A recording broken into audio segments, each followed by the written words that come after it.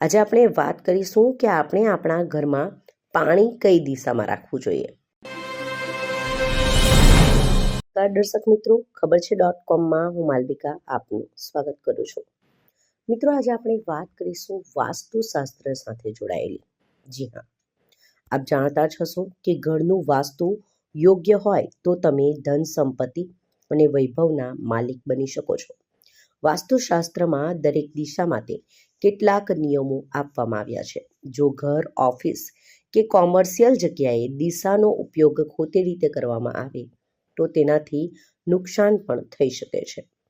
તો આજે આપણે કેટલીક એવી વાતો જાણીશું કે જે આપણા રોજિંદા જીવનમાં આપને ફાયદો પહોંચાડે, કે જે દિશામાં આપણે કઈ વસ્તુ મૂકવી જોઈએ અને કઈ વસ્તુ ના મૂકવી જોઈએ તે વિશે આપણે અહીં જાણીશું।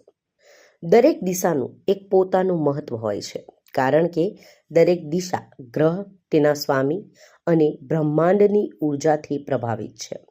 આ જ કારણ છે કે આપણા ઋષિમુનિઓએ સંશોધન કરીને જ્ઞાન મેળવ્યું હતું કે કઈ દિશામાં શું કરવાથી કેવો ફાયદો અને કેવા પ્રકારનું નુકસાન થાય છે।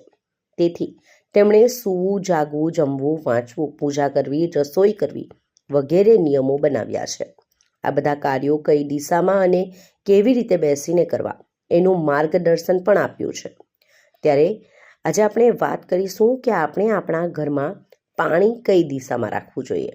જી હા, જો વાસ્તુશાસ્ત્રમાં દર્શાવેલ નિયમો પ્રમાણે દિશાનો ઉપયોગ કરવામાં ન આવે તો સ્વાસ્થ્ય પર તેની વિપરીત અસર થાય છે। ઉદાહરણ તરીકે, જેવી રીતે પશ્ચિમ દિશામાં પાણી રાખવાથી થાઇરોઇડ સંબંધિત સમસ્યાઓ થઈ શકે છે। જો દક્ષિણ અને પૂર્વ વચ્ચેની કોણીય જગ્યામાં પાણીનું તત્વ વધુ હોય, જેને અગ્નિ ખૂણો પણ કહેવામાં આવે છે, તો સ્ત્રીઓમાં લ્યુકોરિયા અને ગર્ભાશય સંબંધિત સમસ્યાઓ ઊભી થાય છે। જો રસોડું દક્ષિણ પશ્ચિમ દિશામાં હોય, એટલે કે ઘરના લોકોને અપચો અને કિડની સંબંધિત બીમારીઓ થઈ શકે છે। દક્ષિણ પશ્ચિમ ખૂણામાં સ્થિત રસોડામાંથી ખોરાક ખાવાથી સ્વાસ્થ્ય પર વિપરીત અસર થાય છે। લોકો વિવિધ રોગોથી પીડાય છે। દક્ષિણ પૂર્વ ખૂણામાં સીડી પણ ન બનાવવી જોઈએ। જી હા, દક્ષિણ પૂર્વ ખૂણામાં ક્યારેય સીડી ન બનાવવી જોઈએ, નહીં તો કિડની સંબંધિત રોગો થઈ શકે છે। જો ઘરમાં બે ભાઈઓ હોય તો નાનો ભાઈ બીમાર થવાની સંભાવના રહે છે।